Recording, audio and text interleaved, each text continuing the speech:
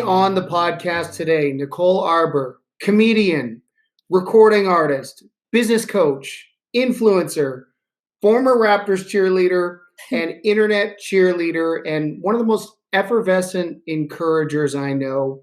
Hashtag Go Team. Nicole, it's great to have you on. Thank you so much.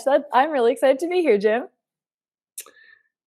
Grateful for you to do this. I know you got a lot of things on the go across a lot of different facets of your career. Full disclosure, we met about 4 years ago. Yeah. I actually didn't know a lot about you at the time. I was somewhat familiar with you, but since then, of course, I've been able to learn more about you. I think you're one of the most misquoted, misunderstood, and misinterpreted people on the internet. Why do you think that is? That's so interesting. And it feels like you just wrote lyrics there. Misquoted, misunderstood, misindependent. That's like, those are bars. That was an accident. Yeah, I like it though. I'm going to write it down. I think that people look at you and comprehend people from their level of understanding, no matter what. So you can hand the same meal to two people, and someone might say that's delicious, and someone might say that's disgusting. And it's just a difference of palate. It's not a difference of food or quality of food. And I feel like that's what's happened to me the last few years. And the coolest part of my career right now, it keeps happening all day, every day, is the same people who were talking shit 5 years ago are circling right back around and going, oh, you were right. Or, oh, shoot, you called that. Or same people who wrote nasty articles about me are starting to go, oh, you're really good.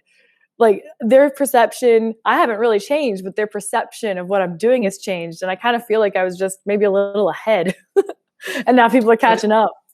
I think that's a really succinct but profound way to describe it. You know, you're sort of serving up the same message, and it's very direct. Although I would challenge you, I think you have evolved in your ability to articulate yourself even more effectively. Thanks. I think that one of the things that is just a harsh reality for somebody who does what you do is that you're very direct, and sometimes people don't want to hear the truth that directly. They might respect the truth, they might understand it, but they feel like they can't navigate it because it hits too close to home. Mm-hmm. That's very true. And that's something I've discovered too, is that sometimes people either aren't ready for the truth or they don't want it because they already know what it is, and they already know how to change their lives or change their situation, and they don't want to. They don't want to yet. So I induce a temper tantrum in people that don't want to do the right thing. And it's not like I'm saying anything they don't already know. They just didn't want to hear it. So they go full, I need a Snickers on me, which I think is kind of funny. And, to your point, I have evolved in that, at least from my perspective, in that I care less now because I had to get over that initial hump of media and fame and all the things that are tied into that, how it changes your family dynamic, how it changes your friendship dynamics. All of those things kind of had me tiptoeing a little bit, or just doing. You care more about the reaction. You care less about the reaction, but you care more about the messaging, or maybe even put more thought into the messaging. Would that be accurate? It's like more thought and less thought. I know now that my first thought is the right thought, and that's it. And, I had management. I had all these, I was laughing with some recording artist friends of mine the other day because you get in sessions with some people in music and they want to bring in 10 writers and they want to say, okay, well, let's discuss this. And let's get in an extra hook writer and let's work it through. And then I go to the next session with a friend of mine that has all these Billboard chart-topping singles and albums. They put on a beat, it's recorded within an hour, and it's done. And that's how everything's done. It's like, what's your first thought? Go with that. Cool. Maybe we'll go back once and touch it up, but that's it. And all my best stuff that goes viral, all the things, it's all my gut instincts. And it's other people that train you out of your gut instincts and almost make you afraid. And I had to take all of their shit off and then go again. And I just feel like I'm at such a cool spot now.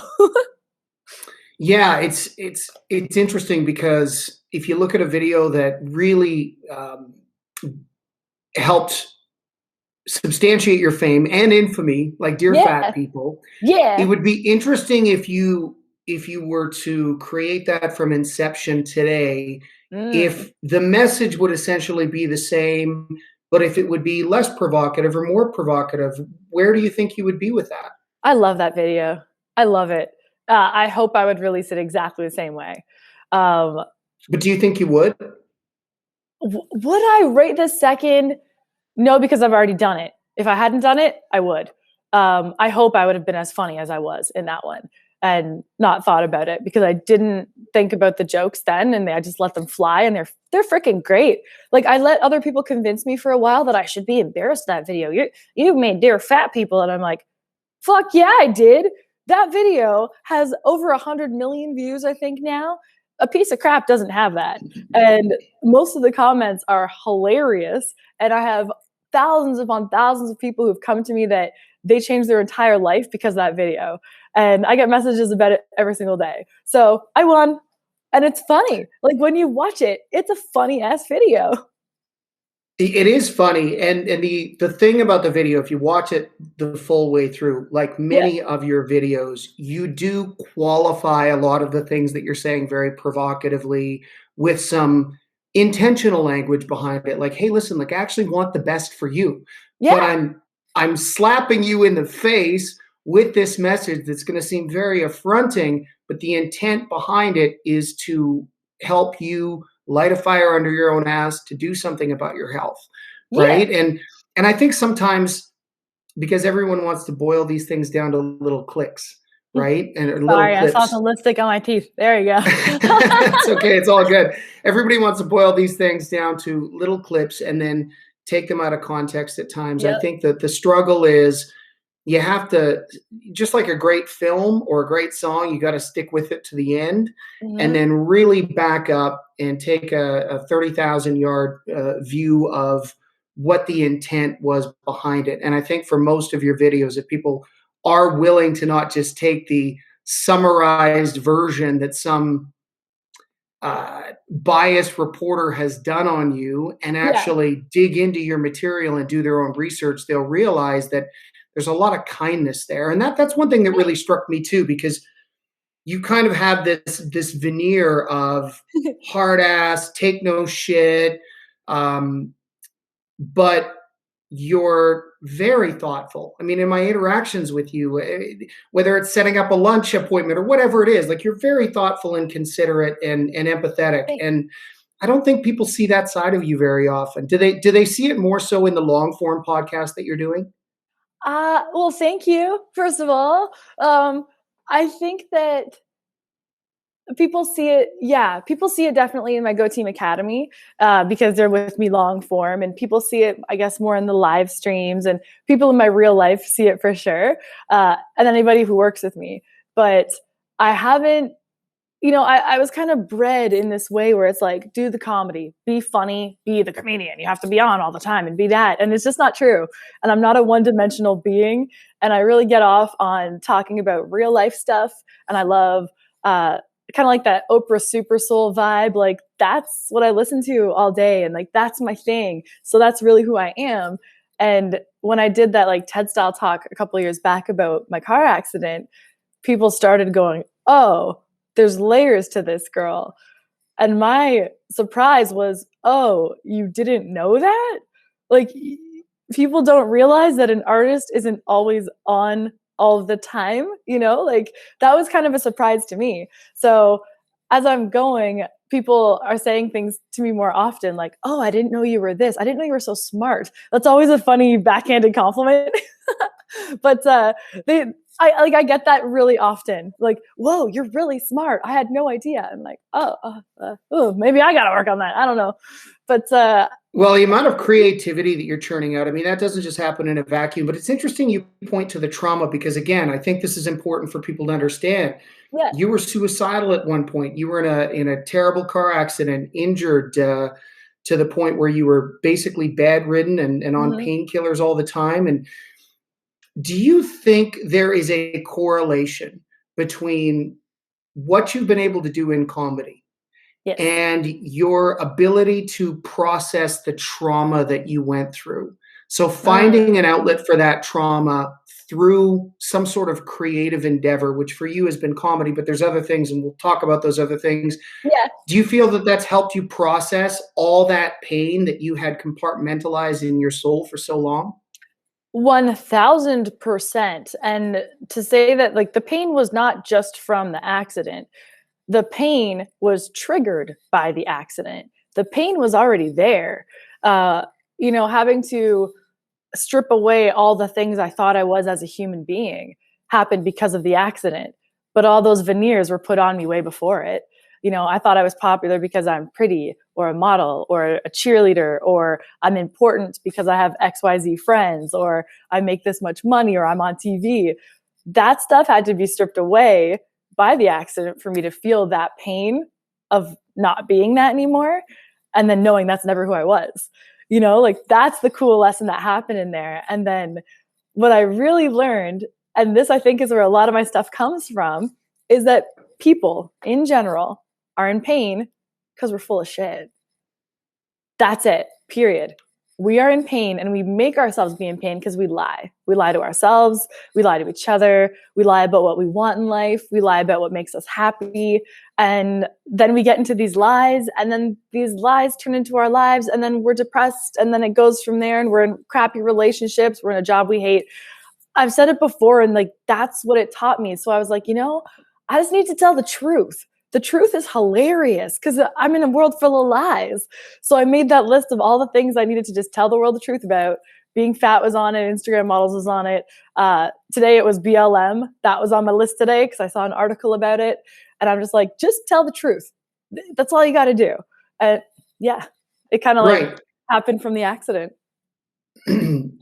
Well, I mean, I think the idea that you found is such a great way to creatively channel that trauma that you went through, not only from the accident, but like you say, I think a lot of people are like suppressing bullshit or suppressing their truth, I should say, and in an effort, whether it's to look virtuous to the outside world. They're living a bullshit life, or because on some level they feel like they don't deserve happiness or they don't deserve fulfillment. They get trapped into something that isn't really indicative of who they are, and it's like it's navigating this idea that you're not just a victim of the circumstances you encounter in your life. You're actually the architect of your life, right? Yes, that's And the if you alchemist. can Yep. yeah, right. And I mean it's an old idea. It's not an original thought of mine, but that idea that like the more you can strip away at the things that make you unhappy, eventually you'll get to the root of who you really are. And Yep. from that you can pursue something that fulfills you. Yes. 1000%. And what's fun about you is watching your life and your Instagram and even our interactions. You saying, sorry, I have, what were you doing with your daughter the one day? You guys were doing something really fun. I can't remember. Either you're going walk in the woods or you're going to the gym with your daughter. You guys are boxing or something. And that's in your schedule. Your daughter's little. You're like, oh, sorry, I can't do this now because I'm boxing with my daughter at this time and I'm doing this and I'm going jumping in the lake. And I'm like, this is great. Like, this is your life. You've designed it the way you want it and you have your work times. And like, I love that. I love that you're just not flying in whatever direction the world pulls you. You're designing it. And it looks like you're having a lot of fun. I am having a lot of fun. I love being a dad. That's not a secret. So no, thanks for saying that and noticing it. I think though that back to your point of this idea that people sometimes feel like they're out of control. And and one of the things I think that forces you to or sometimes puts you in a compromised position, especially with the media, is your message right down at the root of it is get rid of the bullshit so you can live the life you want and take control of your trauma, of your pain, of your life, right? And the way you do that through comedy and through being very direct and punching people in the face at times, um, we might be able to quibble about the technique of that, but the bottom line is you've been very successful at it. Yeah, I have. And to me, the success isn't the views on my videos or me getting booked for things or making money. The success is my DMs full of people telling me I changed their lives. I won. The Go team growing every day. It works. So if it doesn't work for you, that's cool. Go eat at another restaurant when we were talking about like the dishes. If it does, cool. Welcome to the team. Let's go. And I like to think of myself as everybody's best friend, that they'll come to with their problems and I'll tell them the truth. I'll be like, girl, don't date that guy. Or like, you know what I mean? Totally. Have you ever had a situation where you said something publicly, and felt like you could understand where your detractors were coming from? Because I know you're very forthright, but Yeah.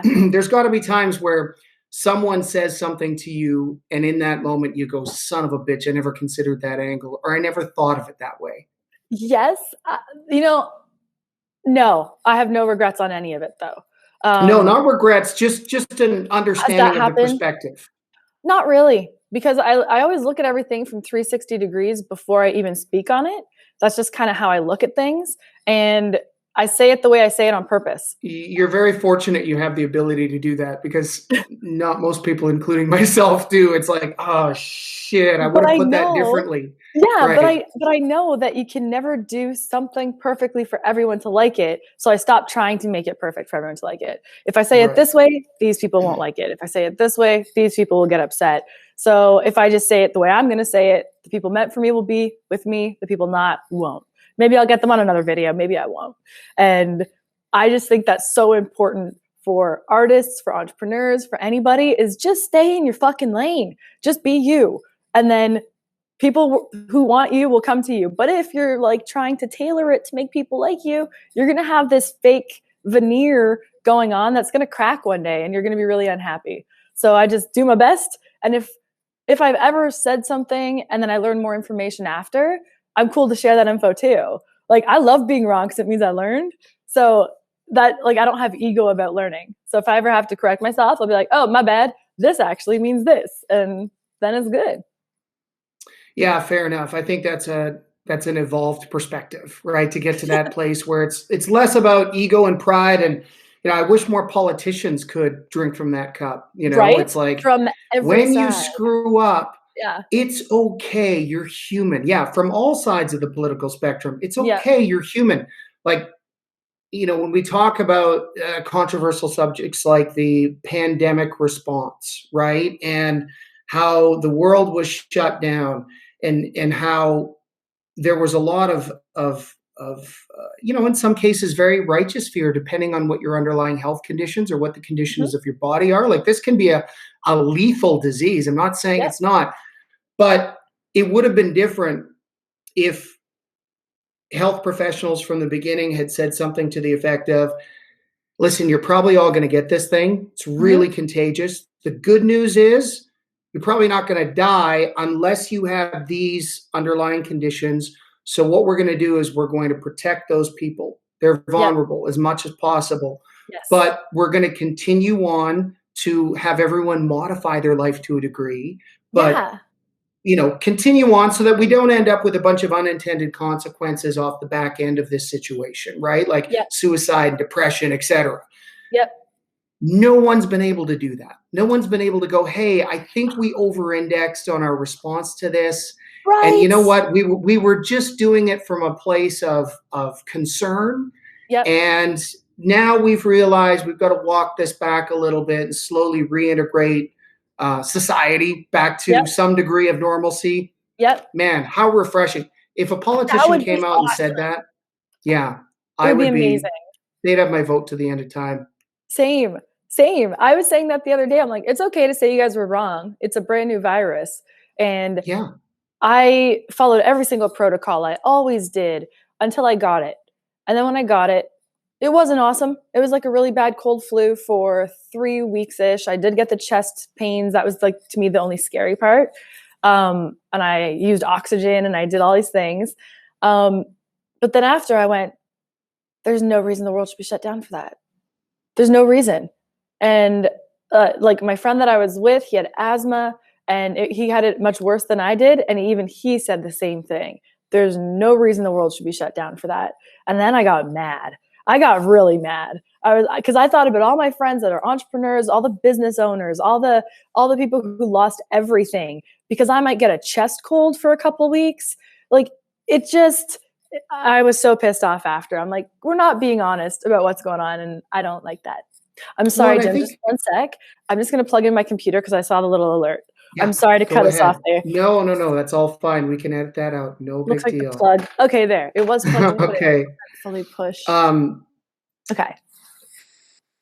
yeah, I think that we could have been smarter about, adjusting on the fly. And I understand governments are, they're gregarious at the best of times, right? Like Mhm. they don't navigate and adapt quickly.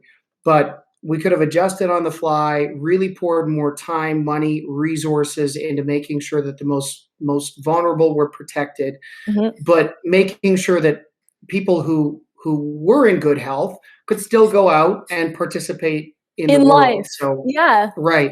I think we'll look back on this in a decade, similar to the way we all look back on the Iraq War and go, Mm. what did we do and why did we do it? And I know we were all caught up in the fever of it at the time, but Yep.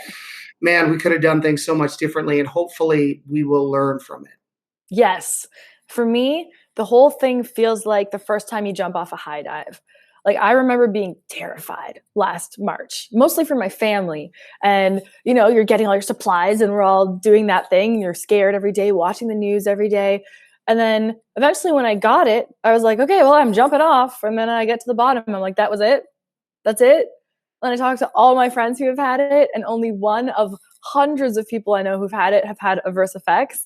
I was like, oh, we're just a bunch of cowards. We overdid it. But that's why I don't take the media seriously when they say nonsense about me, is because all they do is over exaggerate. They're professional gossip girls who over exaggerate everything, and they know that negative news runs. So they're not going to tell us great stuff. They're not saying every day, this is how many millions of people survived COVID. They're like, guess how many people died? Rawr, you might die too. Nicole Arbour is horrible. This actress did this awful thing, but we care about mental health. Then why are you talking shit about this actress? Like, yeah. Right. Yeah, the level of hypocrisy, and I mean, you've got heterodox opinions on a plethora of issues Oh, yeah. that deviate from sort of the Hollywood standard.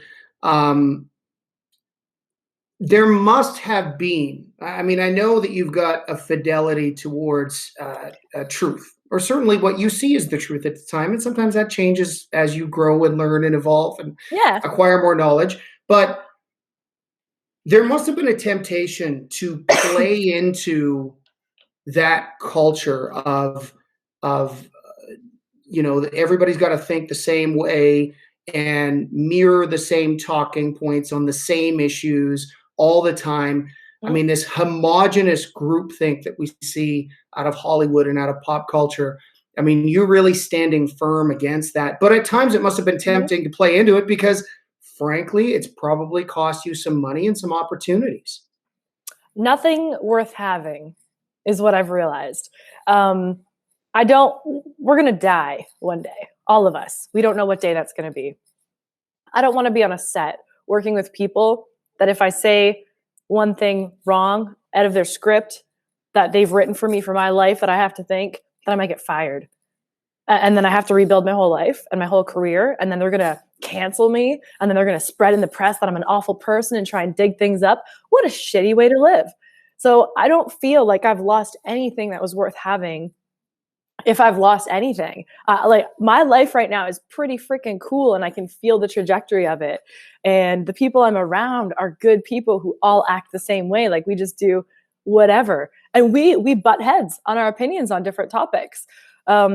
Especially like I was in various pride parades, but I know people who say you're racist if you would ever vote for Trump. And I have to sit there and go, well, no, I sat beside you on the pride float.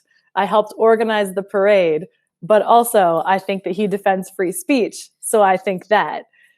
And to me, it's like, it's not even tempting to jump to one side or the other. It's just tempting to just really fight to like stick into whatever I think on any given topic anytime. That to me Yeah, is the we've best. really lost our ability to be nuanced, right? Right. Like that is something that I am a little bit concerned for, because I'm all for diversity, Yeah. skin color, gender, but also I don't mind exposing myself to opinions and thoughts that I might not agree with, Yeah. but I'm firm enough in my values that I'm not threatened by them. Yes. And I wish there was more of a preponderance of that in our culture, where it's like, yeah, I mean, I can think whatever I think about Donald Trump. At Mhm. the end of the day, I'm a Canadian. I'm not voting. It doesn't really matter. But the fact that you believe in or support or vote for him is one small quotient of your overall personality, and there are so many other things about you that we can connect on and find common ground on. Yeah. And our objective, I think, as humans, and I certainly think you exemplify this, is to affect people to be the best versions of themselves. And if Yeah. you want to do that, you have to have some fucking rapport. Like, you Yes. have to be able to talk to them and connect with them.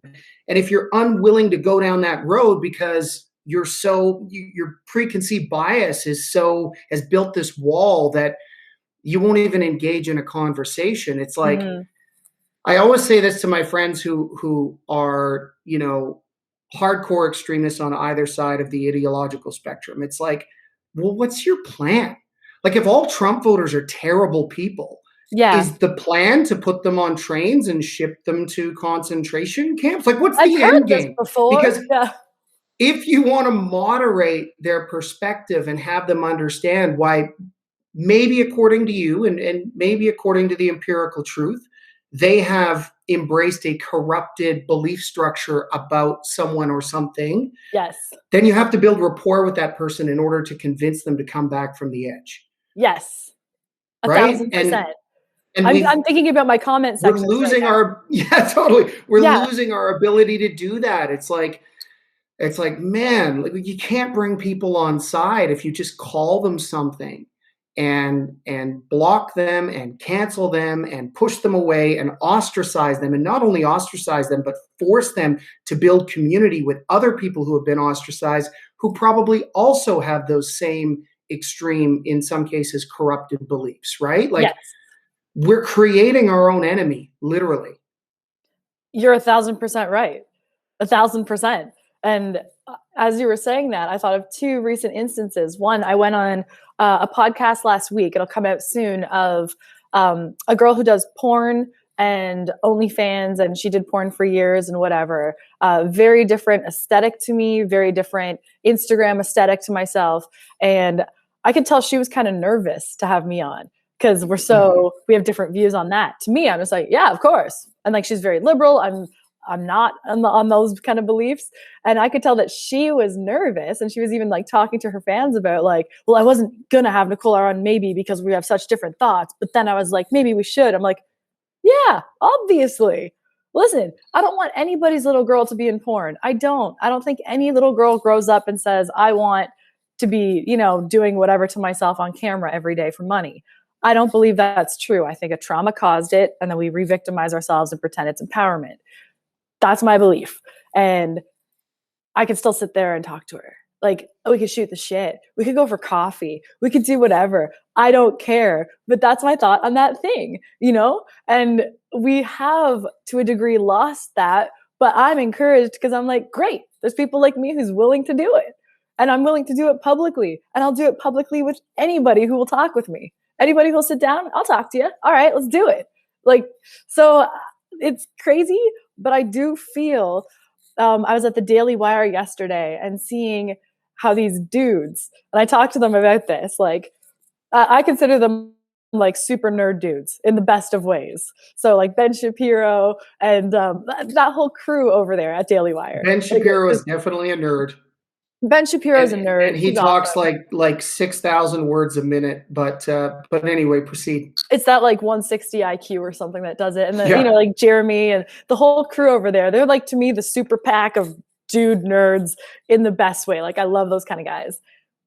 They have come in and swooped in and uncanceled at least 3 giant women that I know of. Well, at first they uncanceled a feature film that just nobody was picking up that had a lead female, a young female in it, and it's an action movie, and this young girl comes in and like kicks everybody's asses in a really like cool, legitimate way, not like she has superpowers.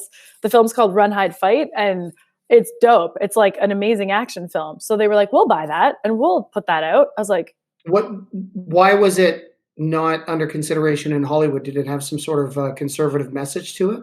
A bit, yeah. So the young girl knew how to shoot, and she was shooting with her dad, practicing at the beginning of the film. And it's about a school shooting, but instead of the angle of school shooting, which Hollywood goes for, is like, oh, we all have to run away, and like it's terrifying. This one young girl's like, nope, and she decides to go back in and fight, and she gets her booty kicked at part of it, and like it's realistic, but it's like kind of a spirit kind of thing to it. So that was one. And then Candace Owens, you know, media tried to cancel her. They're like, well, we're going to give her own show, and that's coming out. And it's going to be awesome. And then Gina, who was just fired from Disney, they grabbed her and they were like, we're going to give you your own feature film too, and you're going to co-produce it. And I wouldn't expect that from those guys. But there's this counterculture bubbling up now where it's just like, we're sick of all of the nonsense, where it's just like, just stop being shitty people. Just talk to people. Us disagreeing on one thing isn't worth us not being cool. It's just not. So I'm excited. I know you're a lot younger than I am, but when I was a kid, the left was the bastion of or was the last bastion at the time of free speech. Yeah. Because the rigid religiosity rooted right wing was so much about, you can't say these words, if you think these thoughts, if you listen to these songs, you're going to hell. Whoa. And so there was this real push from the right to tell people what to do and what not to do. And I'll tell you, as a teenager, it drove me to the ideological left, because I was like, over there, they have a fucking sense of humor. Yeah. I can say what I want and separate that out from, you know, or within reason, obviously. You don't want to, you got to be careful with the free speech thing, because it comes with an associated responsibility, right? Yes, exactly. Like there is a responsibility to free speech, but you can say what you want. Yeah. Right, within reason, or tell a joke, and you weren't going to be condemned for it. And it's been so interesting for me in my lifetime, to watch that shift over to the left, and have the right somehow now trying to champion free speech. It's like, this all seems fucking backwards to me. It is. And I don't blame people for, like Elon Musk, for thinking that we're living in a simulation, because none of this makes sense to me.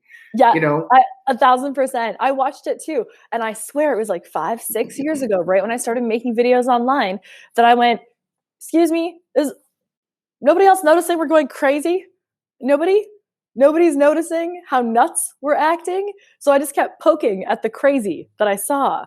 And people would be like, you can't talk about our crazy. And I'm like, I'm going to keep talking about your crazy because you're being crazy. And then as it kept going, people are like, hey, wait a minute. Now we have obese women on covers and it says healthy underneath it. And now we have like all these other topics that I have already brought up are being re-brought up, and now it's way worse. And wait, why? It's anti-feminism to not teach 13-year-old girls how to have an OnlyFans page and do anal. And I'm like, I called you crazy 5 years ago for a reason. I saw it coming. And it does feel simulation-like, but from a comedic standpoint, I think we're entering a golden age.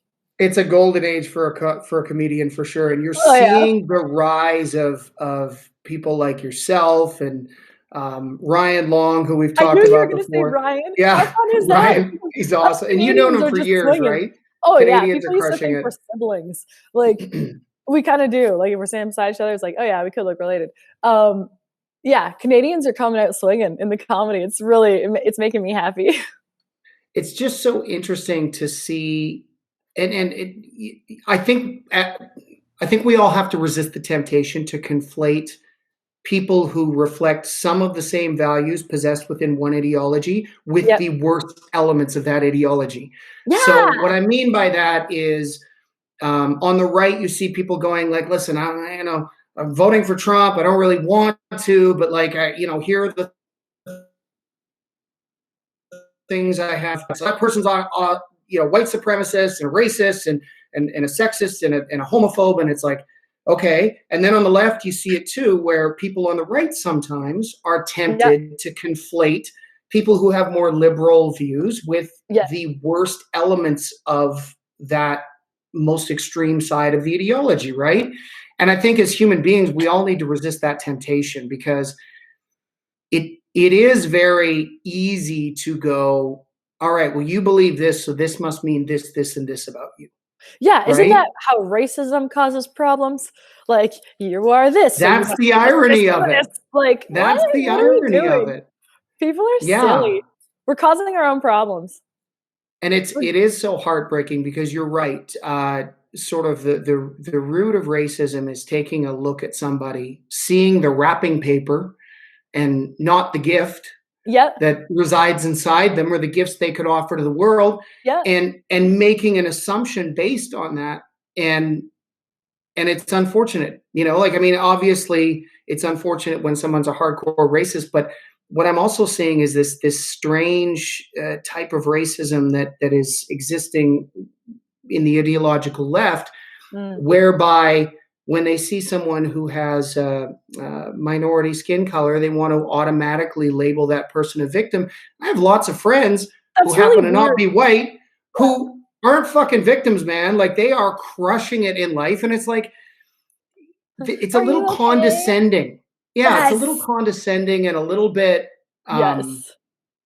presumptive. And I know sometimes the intent is good, but I've had friends of mine who are individuals of color who have said, like, I fucking hate it. Like, there's nothing that annoys me more than a white liberal, like, trying to show how they're an ally of mine rather than just an individual treating me and talking to me like I'm a human being.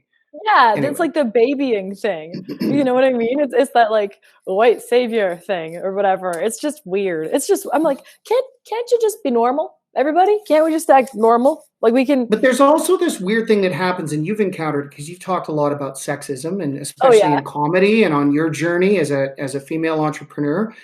But there's this weird thing too that happens in this dynamic between men and women where, like, I'm always like, listen, if there are barriers in your way because of your gender, that's fucked. We need to Yep. fix that. But ultimately, if we do fix that, you will rise by virtue of your assets, whatever Yes. they may be to the marketplace, right? Um, but there's this weird thought, and I see it, in the music industry, that men need to save women, which to me Mm. is the opposite of female empowerment. It's It like, no, no, is no. exactly. If we get rid of the barriers, and we should, and I think that you can argue about whether those exist in music, Mhm. but if they do exist, we got to get rid of those because there needs to be equality of opportunity, and then it's kind of up to you. Like, Yeah. and you can't keep playing the card that the reason I'm not successful is because of this, this, and this, Yep. if it's not. Yep. And to some Mi degree, that can be proven. I feel like the internet was the great equalizer. If you're good, you're good. The end. You don't need a record label. You have the internet. You don't need like, and that goes for musicians, comedians, speakers, entrepreneurs, anything. There are no barriers really for the internet era. So you can crush that way. I have a bunch of friends who make music, put it on the internet, hit the Billboard charts.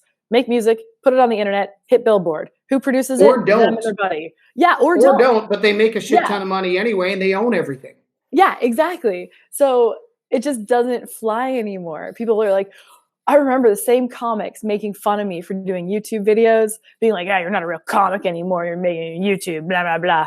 100% of them have their YouTubes now because COVID hit and they couldn't do stand up. And I'm like, I was just ahead.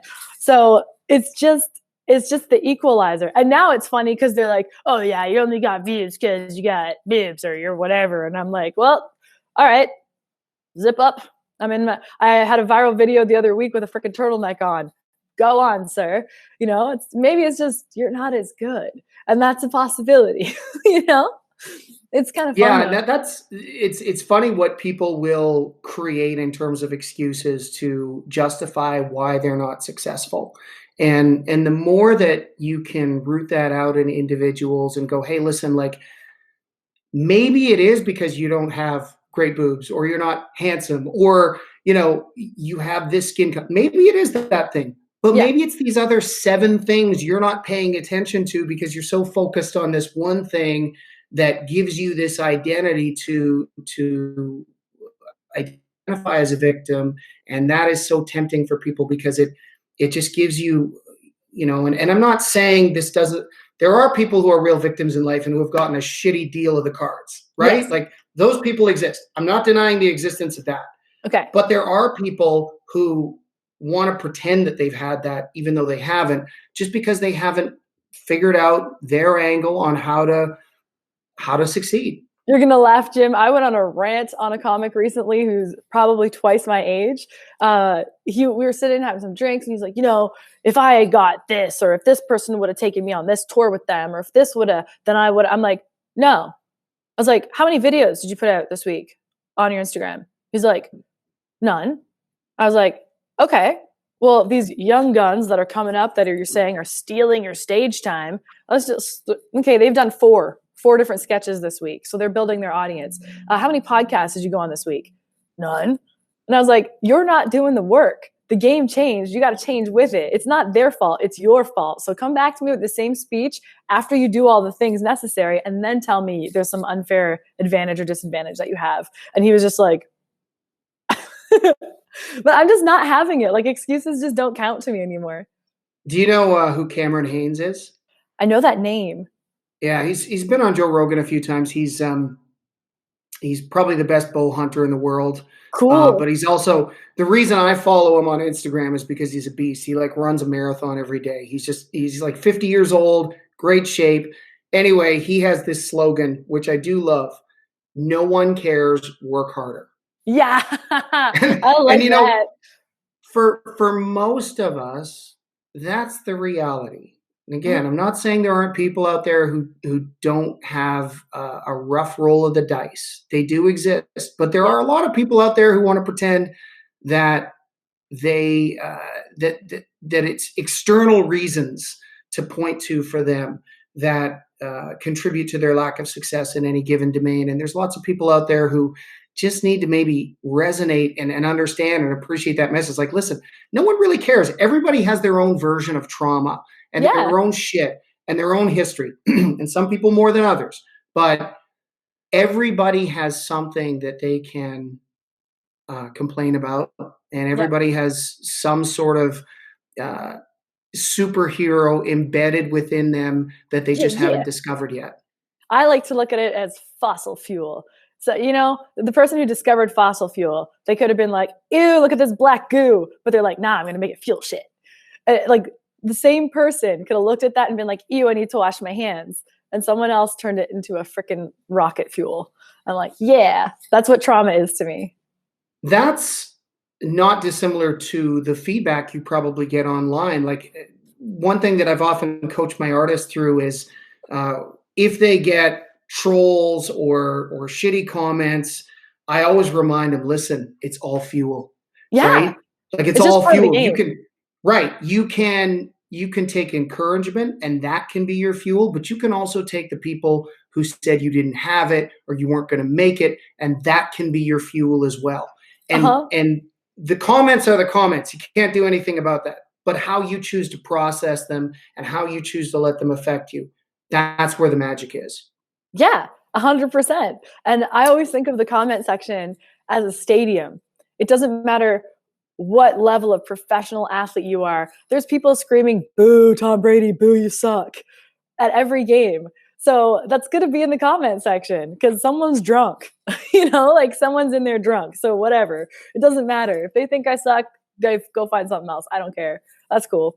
I suck. Yeah, and at least you have the courage to create and put something out there, right? Like, that's the other thing is the level of, and this is obviously propagated by social media, the level of armchair quarterbacking that there is. I mean, the most hilarious places in sports, right? Somebody, Floyd Mayweather sucks. It's like, you would last 4 seconds in the ring with him.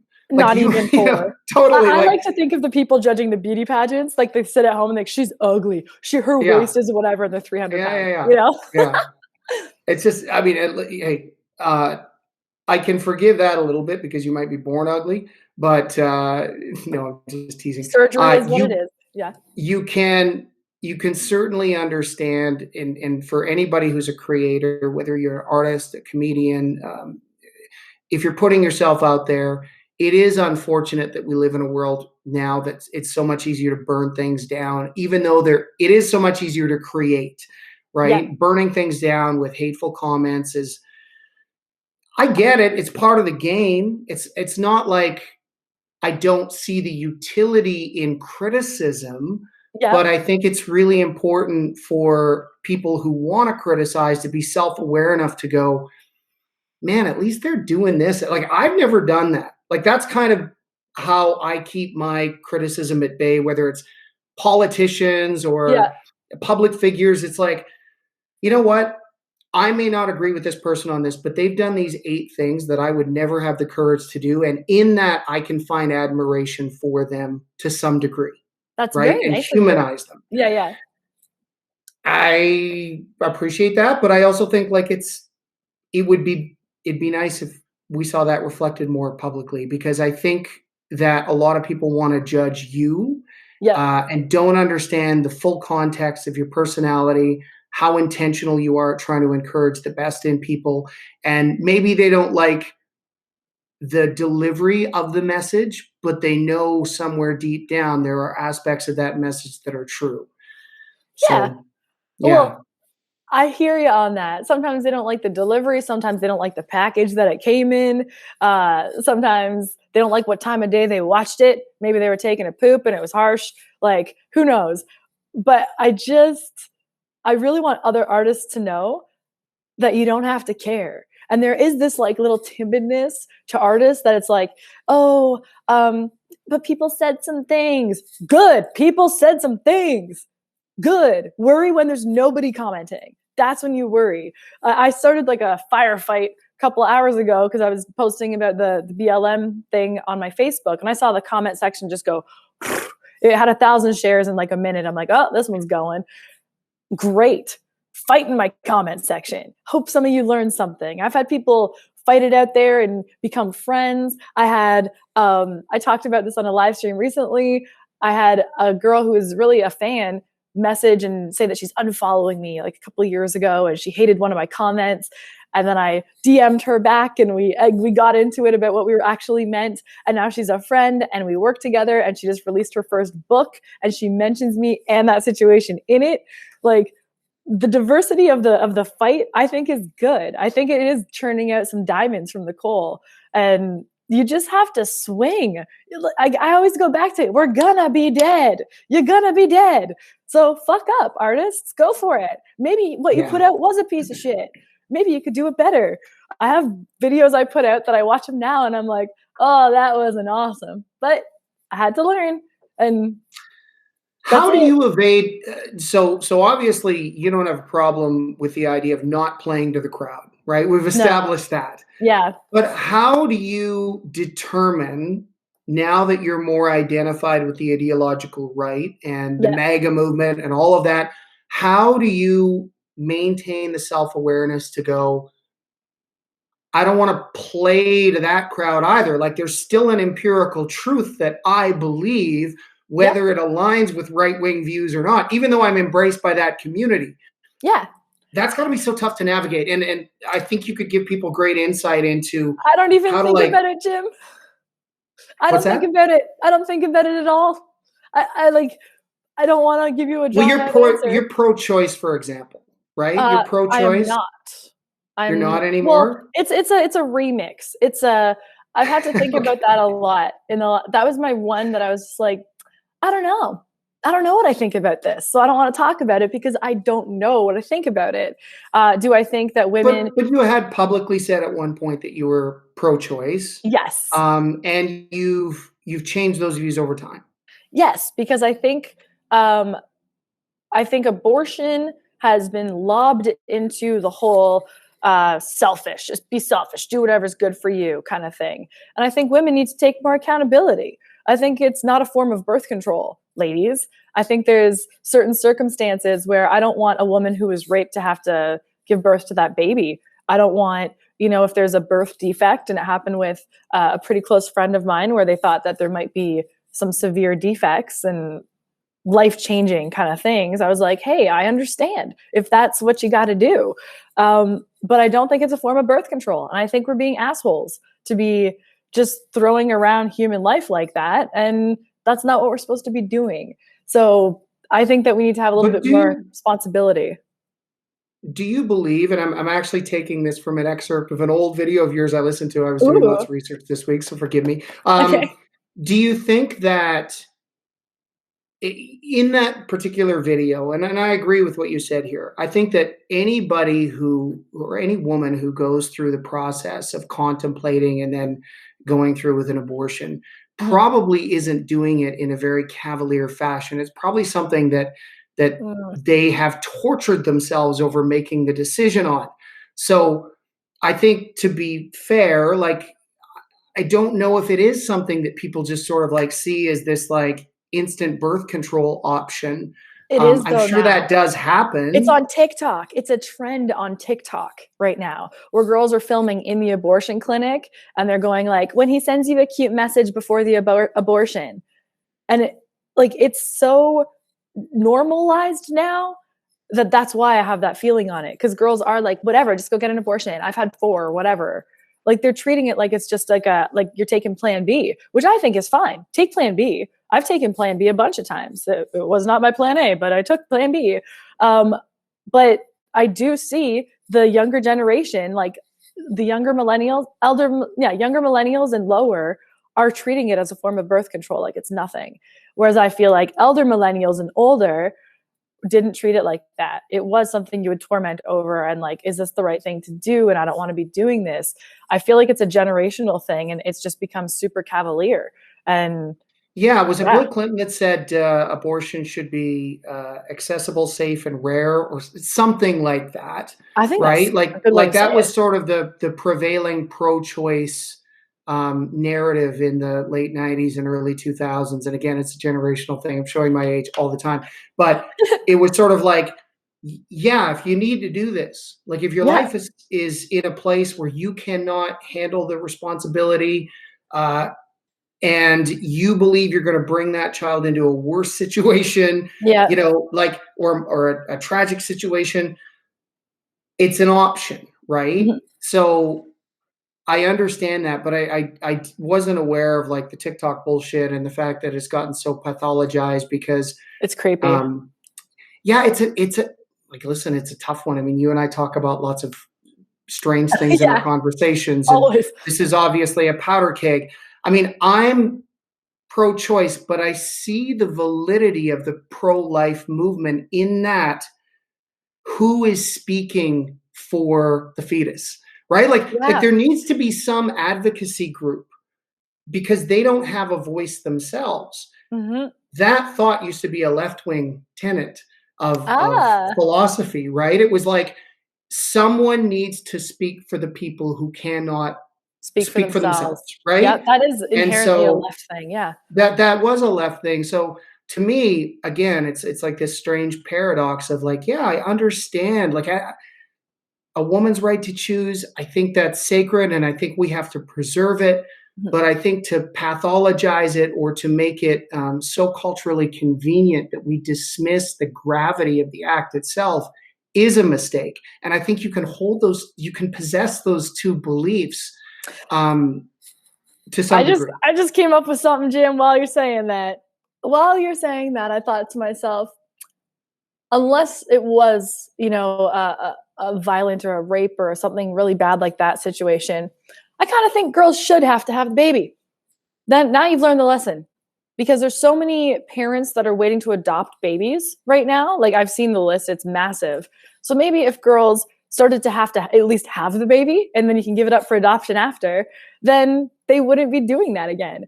And they wouldn't be, just throwing things around, because for it to happen now, that means you didn't wear a condom, or if the condom broke, you didn't do a day 2 contraception, which costs $50.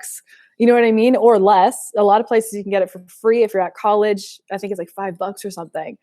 That means you didn't take multiple steps. So maybe you're going to, have this for 9 months and then give it to a loving family, because I don't know who it is yet.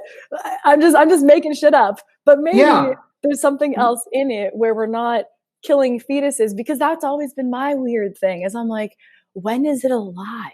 When is the spirit in it? I don't know the answer. So I'm just not going to do it myself. I don't know either. I think if there were more government programs to support women who were pregnant but didn't want to keep the child through their pregnancy. So, for example, a lot of women don't have a great experience with pregnancy and they're sick all the time and they can't hold down a job.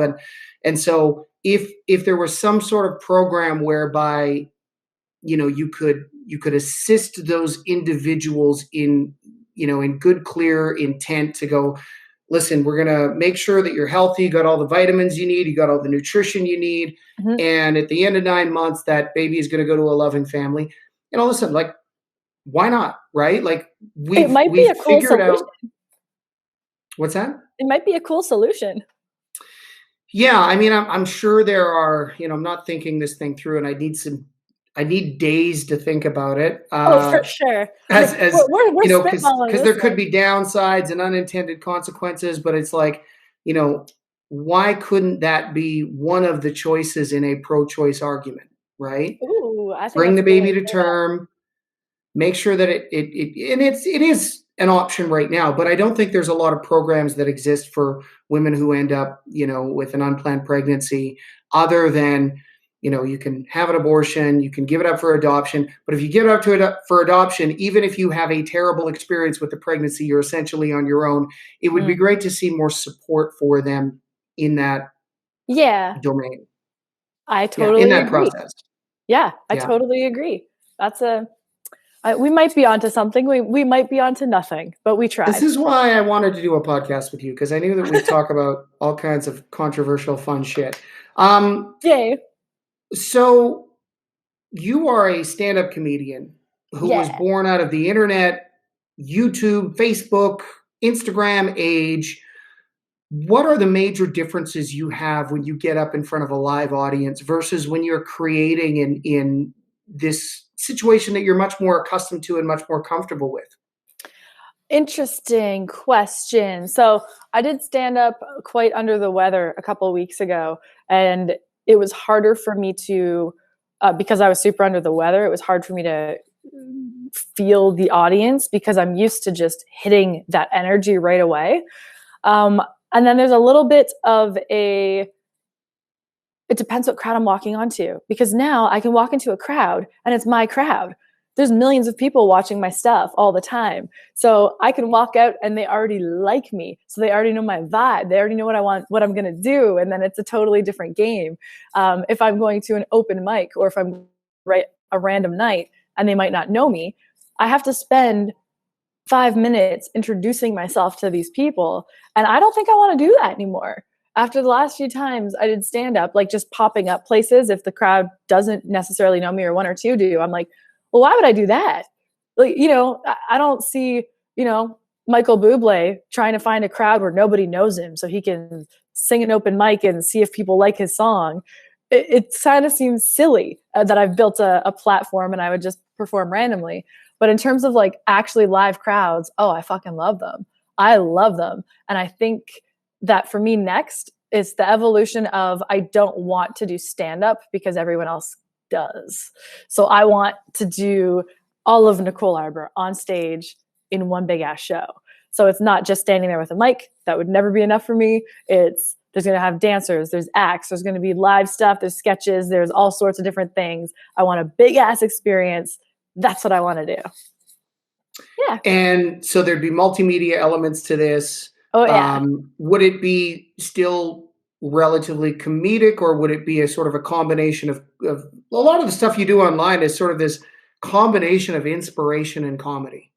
It depends what venue. So it'll be a different show if it's like a daytime sit down Q&A. We're doing the book tour, make it funny in that way. And then there's the Vegas show that once Vegas is back open to normal, I have a completely different show written that's made for Vegas, for that party crowd, for that let's get fucked up and have a great time. It's raunchy, fun, dirty, crazy, and it's different parts of my personality. It's like daytime and nighttime, Nicole. Yeah. Very interesting. So it could be something that could literally be booked out for a women's conference and a Uh-huh. comedy club in the same marketplace, just marketing to a different demographic for both. 100%. And I want to give that women's conference a different option. And that I think is half the fun of it, because we aren't one dimensional people. And I think this is why comedians or musicians crack under the pressure of fame, is because you get stuck in that little box and like, you are this, stay here, play this note. And I'm not one note. Typecast. You're typecast. Yeah. And Yeah. I want to be everything I am because it makes me happy. So I'm going to keep doing that. I love that you have that aspect to your character, but I also think sometimes like the downside of that, and I'm speaking from my experience with musicians, is Yes. sometimes if you're trying to be everything to everybody, you end up being nothing to nobody, right? Like it's Yep. like there can be a downside to not focusing on one thing and getting really good at it. Um, I mean, listen, some people are just multi-talented and they can kind of do it all, Yeah. but I a think of lot the of people, old school yeah, a lot of entertainers. people can't. Sorry to cut you off. No, no, I no. always think of the old school entertainers are who I look up to. Dick Van Dyke. I want to sing and dance and act and choreograph and direct and do all those things. And those are the people that I grew up watching, singing in the rain. That's the stuff that to me, I'm like, those are entertainers. And that's what I've gone to. And if no one told me I can't be everything, I would have never known.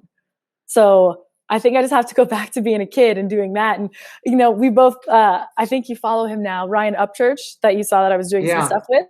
So that guy's crazy in a great way. He's like, I'm just not listening. So he's charted on Billboard with his country album. He had a #1 country album. He had a #1 rock album. He had a #1 rap album. He's just like, I'm gonna do what I want. I'm like, perfect. That's awesome. And I think it's kind of cool to just do what you want. Let the market tell you. Yeah, and if it doesn't work, the market's going to tell you, and then you can Yeah. recalibrate like how important it is to you and how much you want to prioritize it moving forward. Like back in the late '90s, Garth Brooks put out a pop project that was supposed to be affiliated with a movie, and it was a soundtrack, and he put it out under the pseudonym Chris Gaines, and it I was a heard about that. pop album. Garth was the biggest country artist in the world, and he really wanted to make an impact on the pop charts. Obviously, that must have been the impetus for it. But the thing is, he didn't really own it. He put it out Mm. under a pseudonym and a character that was supposed to be part of this movie called The Lamb at the time, and I think that really opened him up for more criticism. So, to your point, I think you're right. If you want to try something, try it, but you got to own it. You got to Yeah. own it, whether it works or not. And if it doesn't work, and you're successful in other realms, it's really important, I think, sometimes to fail publicly and let Oh, people it's know, great. like, hey, listen, I tried this, it didn't work. I'm still doing this over here and I'm still really good at it. But I think if more people had the courage to fail publicly rather than overanalyze and overthink and procure studies and focus groups, it's like just Ugh. try it, man. If it works, it Yes. works. If it doesn't, you are like every other human that's ever existed in history, which means you're going to try something and fail. And that's Yeah. how we get better. That's how we figure shit out. Exactly. It's like kids. Like kids will be like, they'll try dance lessons and maybe they hate it. But then, okay, we'll put them in soccer. How do you feel about soccer? Okay, cool. We're going to put you. It's not like, oh, you failed at dance lessons and you're done. Get out, kid. I don't know why we put these stupid things on us.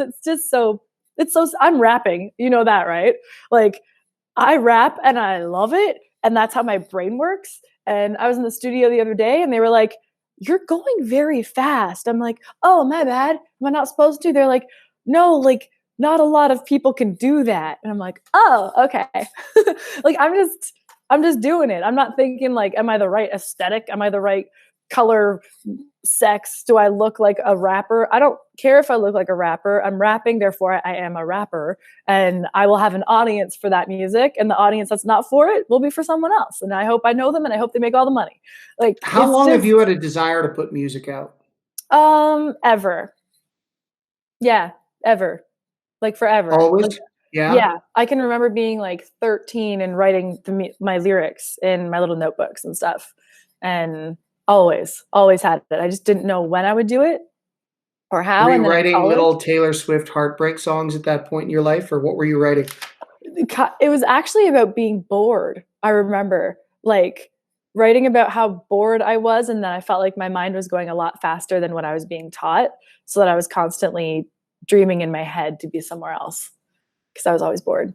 Interesting. Yeah. Mhm. When you had your car accident, did Yes, you suffer any head trauma? I know I you did. okay. Yeah, So, here's something that's interesting. I don't want you to take this the wrong way, but, I won't. Sam Kinison, uh, suffered from, I believe it was a car accident, developed this audacious personality out of it that embodied his comedy. Roseanne Barr, Yep. when she was a teenager, was hit by the mirror of a car. Yep. She spent a bunch of time in rehab. She was a straight A student and a good cookie, and then all of a sudden she became this boisterous, ballsy female comic who was a pioneer at the time. Do you believe that your head injury contributed to any level of your comic impulsiveness that you have Hmm. today? Good question. Um, so I actually had 2 concussions after. So I had that main car accident, and then I actually had another one after that in, I think, like 2014. Just we happened to be rear-ended, and then I got another concussion. And it was actually really bad because I had had previous concussions. So mine was really bad that 4th time.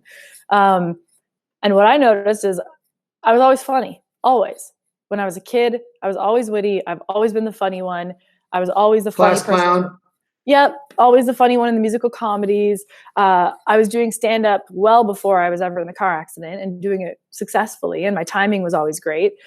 I would say, if anything, and it's funny because a doctor, a head injury doctor, when my first video went viral, he's like, Nicole, whatever money you made, just save it because this isn't going to happen again. This was an accident. You hit your head, so you're saying some stupid shit and you made people laugh.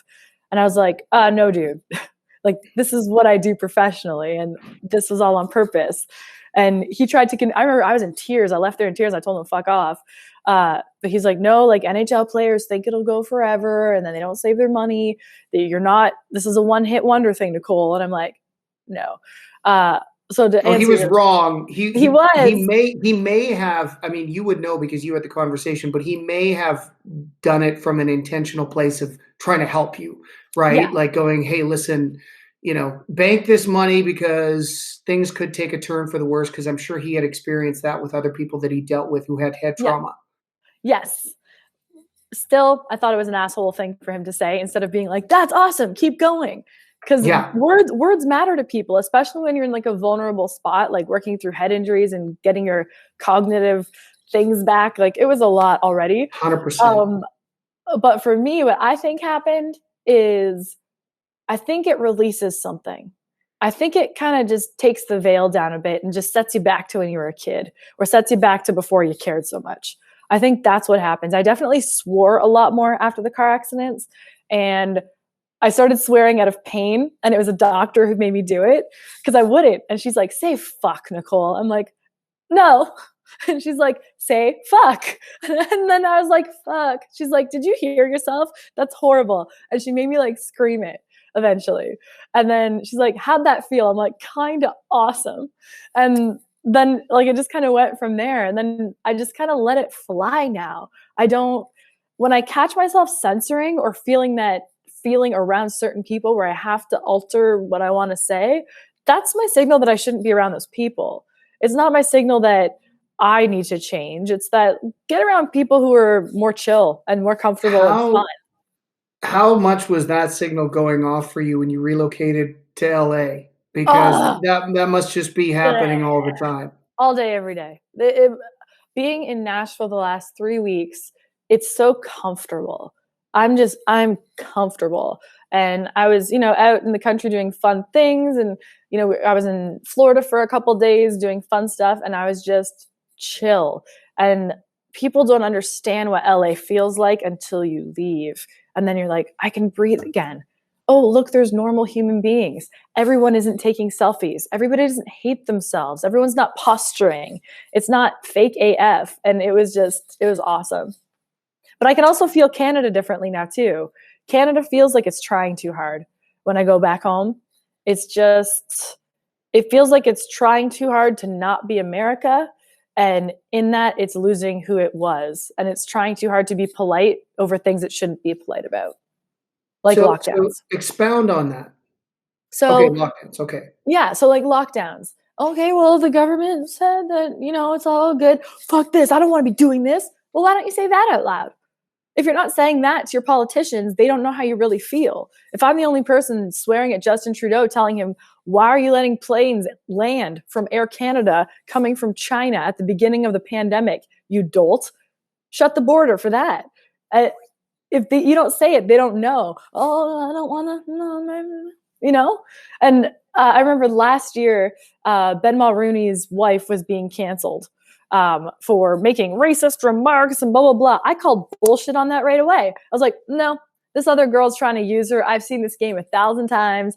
I don't believe she said anything racist or wrong. I was the only person saying that. I'm literally the only person who said it publicly. And a year goes by. Oh, look, the text messages were given, I think, to the National Post, who were like, oh man, she literally didn't do anything wrong. And everybody canceled her. So I was like, Yeah, I wasn't really up to speed on that, but from what I understood, they had a disagreement and a bit of conflict. And this is the thing that drives me crazy about the political climate we're in right now. It's like sometimes people from different backgrounds have a conflict about something that has nothing to do with either of their racial backgrounds. stop that, Sometimes people Jim. just don't get along, like Yeah. it doesn't mean it's always rooted in racism. It certainly Yeah. can be, and it certainly has been, but to make that assumption all the time isn't doing us any good.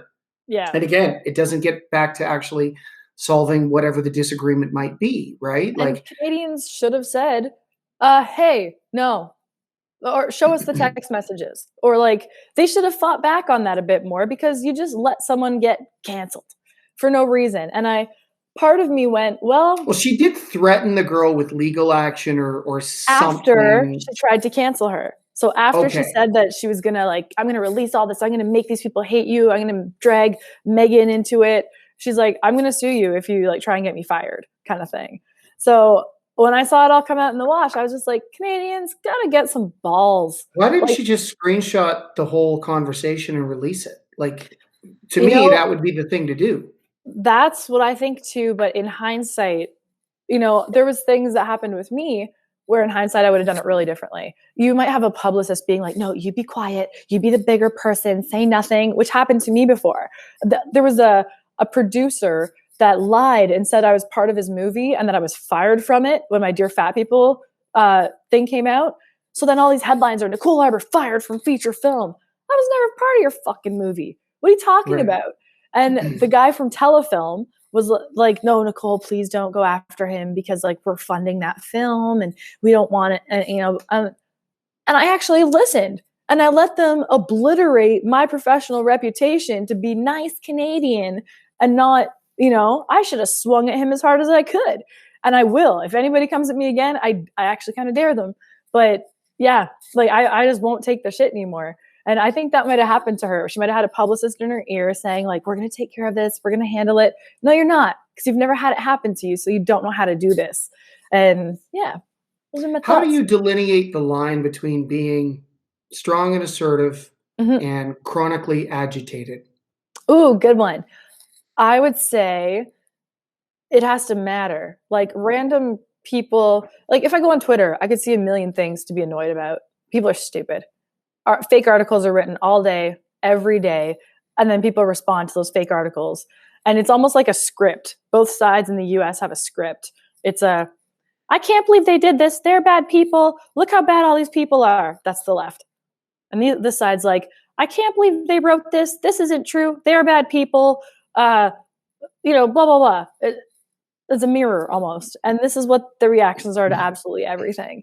And I can't get annoyed at all those little things all day. But if someone comes for me, if someone comes for my friends, if someone comes for something that I hold dear to my heart, or lying is like my biggest trigger. So if I saw Jay Shetty years ago, and he's still doing it today, but I know I got a couple good punches in. just lying to people and stealing people's content. That, and then I have those smaller creators being like, Nicole, he's stealing our stuff, help us. I'm like, I got you guys. That's when I step in. But yeah, Jay Shetty was an interesting one, because from the outside looking in, originally I was like, good on this guy. He's perpetuating a lot of really positive thought processes that have a lot of utility to help people out. I didn't realize he was pirating a lot of that shit until you did that video to expose him. And he did change his ways for a little bit after that. You must have gotten some sort of reaction from him or his team or his camp. Excuse me. I sure did. And I got a reaction from Facebook as well, because I said, how are you flagging anybody else's content when you're promoting his and it's not his? And I said that directly to them. And then he started having to quote people underneath his videos.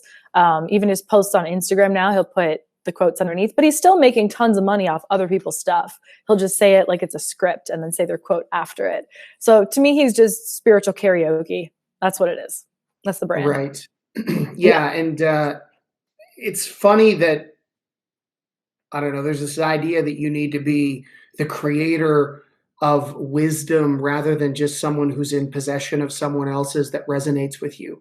It's this weird thing on the internet where people sometimes don't want to give other people credit. And it's like, hey, it's okay if, Martin Luther King Jr. or Tony Robbins or Nicole Arbour said something that resonated with you, and you can still give them credit for it.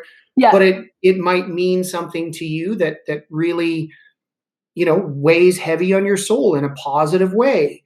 Like, I don't understand this desire to go, it has to be my thought, I have to take credit for it. Right.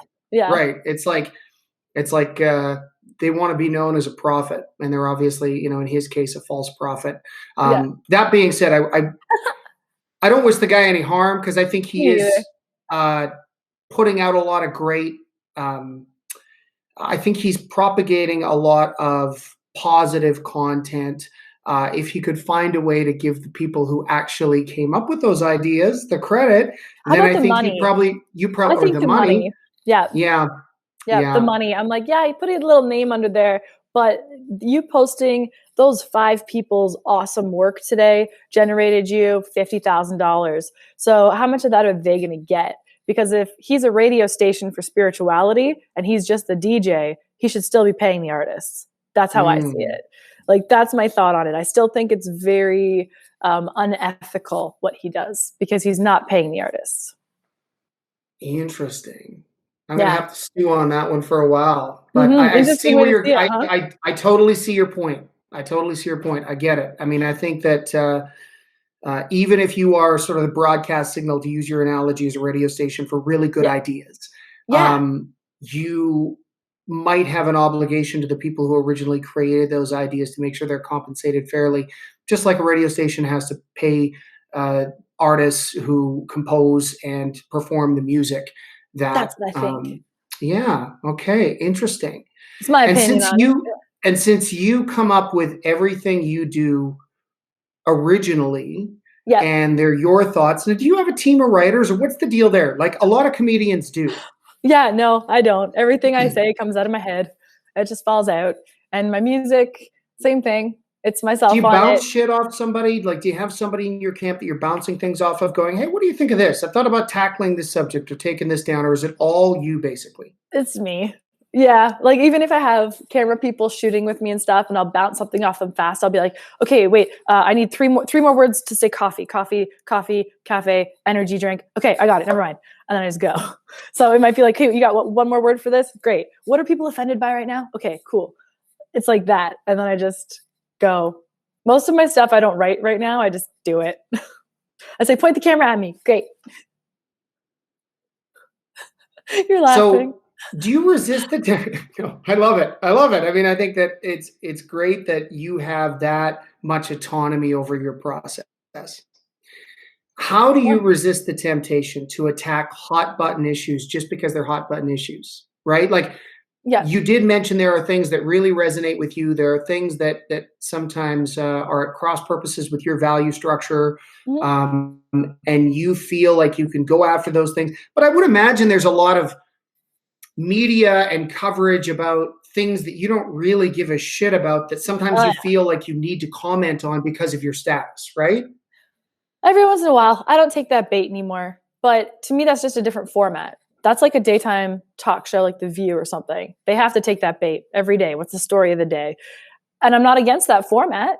It's a good format, but I would do it in a different way. And I'm not really doing that format right now. So if there's a specific thing that comes out, like today it was like the BLM finances, that's been pissing me off since last year. So I wanted to talk about it right away.